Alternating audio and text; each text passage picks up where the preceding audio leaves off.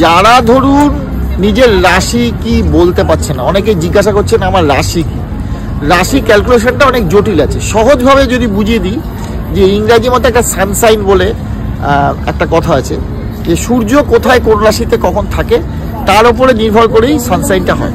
সেখান থেকে আপনি আপনার রাশি জানতে পারবেন। যদি বৈশাখ মাসে সূর্য থাকে তাহলে মেষ রাশি, যদি আপনার জন্ম হয় বৈশাখের বা জ্যৈষ্ঠ মাসে তাহলে আপনার হবে বৃষ রাশি, যদি আষাঢ় মাসে তাহলে মিথুন রাশি, যদি আপনার অবশ্যই শ্রাবণ মাসে জন্ম হয় তাহলে কর্কট রাশি, শ্রাবণের পর যদি ভাদ্র মাসে জন্ম হয় তাহলে আপনার সিংহ রাশি, আশ্বিন মাসে জন্ম হলে আপনার কন্যা রাশি, আপনার যদি আশ্বিনের পরে কার্তিক মাসে জন্ম তাহলে তুলা রাশি, অঘ্রাণ মাসে জন্ম হলে আপনার বৃশ্চিক রাশি, পৌষ মাসে জন্ম হলে আপনার অবশ্যই ধনু রাশি, মাঘ মাসে জন্ম হলে আপনার মকর রাশি, ফাল্গুন মাসে জন্ম হলে আপনার কুম্ভ রাশি এবং চৈত্র মাসে জন্ম হলে সাধারণত দেখা যায় আপনার মীন রাশি হয়েছে।